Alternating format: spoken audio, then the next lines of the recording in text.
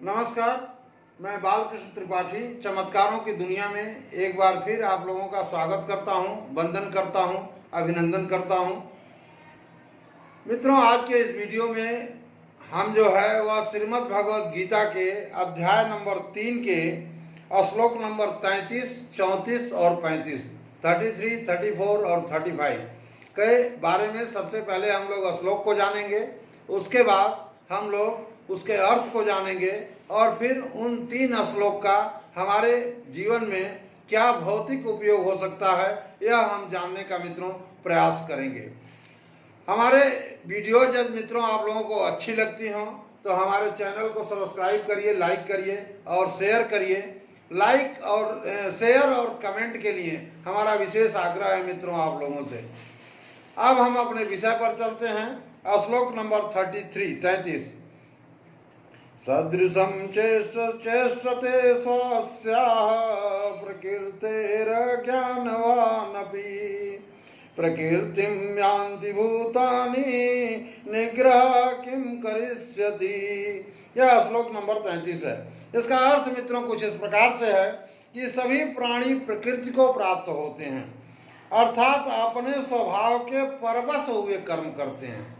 जो उनका स्वभाव होगा वैसा कर्म वो करने के लिए बाध्य हैं, प्रकृति द्वारा परवश हैं, उनका कोई बस उसमें नहीं है। मित्रों, यह बड़ी कमाल की बात है। इसको यहाँ हमको समझने की जरूरत है कि हम जो भी कर्म कर रहे हैं अपने स्वभाव के बस जो है वह परवश कर रहे हैं, करने के लिए बाध्य हैं मित्रों।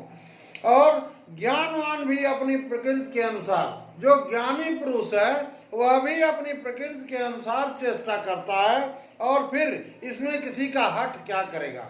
यानी भगवान अर्जुन को बता रहे हैं कि तुम द्वंद्व में हो, शोक में हो, मोह में हो, लेकिन तुम यह कार्य करने के लिए अपनी प्रकृति के बस बाध्य हो, तुम्हें करना ही होगा। तुम्हारी मर्जी या तुम्हारा हट का कोई यहाँ पर मतलब नहीं है, ऐसा भगवान बता रहे हैं इस श्लोक में मित्रों।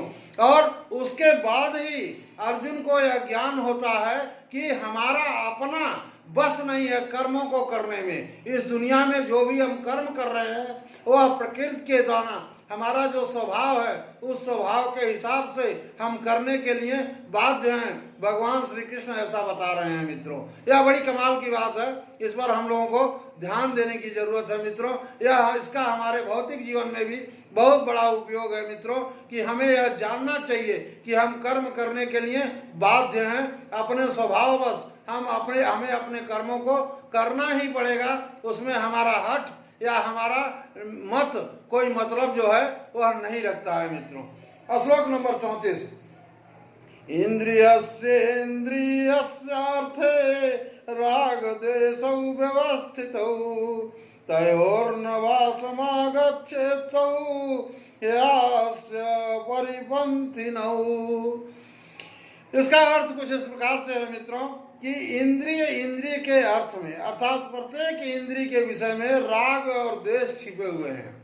प्रत्येक इंद्रियों में जो भी हमारी ज्ञानेंद्रियां हैं या कर्म इंद्रियां हैं उनके अंदर राग और द्वेष छिपे हुए हैं। उन दोनों के बस में हमें नहीं होना चाहिए। वे दोनों ही कल्याण के मार्ग में विघ्न डालने वाले महान शत्रु हैं। यहाँ पर भगवान बहुत बड़ी उपदेश या बहुत बड़ी बात हम लोगों को, मानव जाति को मित्रों बता रहे हैं कि जितनी भी इंद्रियां हैं हमारी, वो चाहे कर्म इंद्रियां हैं चाहे वह ज्ञान इंद्रियां हैं, उनके अंदर राग और द्वेष छिपा हुआ है। और यह दोनों ही जो राग और द्वेष के बस में हमें नहीं होना है। न तो हमें खुश होना है, इस किसी चीज के प्रति रागवान होना है, और न तो कोई द्वेष ही हमें रखना है। और अगर, क्योंकि यह दोनों जो हैं हमारे कल्याण के मार्ग में सबसे बड़े बाधक और सबसे बड़े शत्रु हैं। श्लोक नंबर 35। श्रेयान् स्वधर्मो विगुणः परधर्मात् स्वानुष्ठितात् स्वधर्मे निधनं श्रेयः परधर्मो भयावह। ऐसा भगवान बता रहे हैं इस श्लोक नंबर 35 में कि अच्छी प्रकार आचरण में लाए हुए दूसरे के धर्म से गुण रहित भी अपना धर्म अति उत्तम है। अपना धर्म में यदि गुण रहित है तो भी वह बहुत ही उत्तम है। अपने धर्म में तो मरना भी कल्याणकारी है। भगवान ऐसा बता रहे हैं, स्वधर्मे निधनम, यानी अपने धर्म में अगर हम मर भी जा रहे हैं तो भी वह हमारे लिए कल्याणकारी है। दूसरे का धर्म जो है वह भय को देने वाला है, वह हमें भय देगा। यानी इन 3 श्लोक से हम लोग अपने भौतिक जीवन में यहाँ पर यह सीखे 2-3 चीजें हम लोगों ने सीखा। पहला यह सीखा मित्रों कि हमें जो है, हम जो कर्म करने के लिए अपने स्वभाव के अनुसार बाध्य हैं, उसमें हमारे हट की कोई भूमिका नहीं है कि हम करेंगे या हम नहीं करेंगे।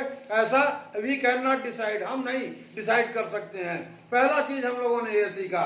दूसरा चीज मित्रों हम लोगों ने ये सीखा कि हमारी जितनी भी इंद्रियां हैं, कर्म इंद्रियां और ज्ञान इंद्रियां, वह उनके अंदर राग और द्वेष छिपा हुआ है और उस राग और द्वेष के बस में हमें नहीं होना है, क्योंकि वह दोनों ही शत्रु हैं और हमारे कल्याण के मार्ग में सबसे बड़ी बाधा है।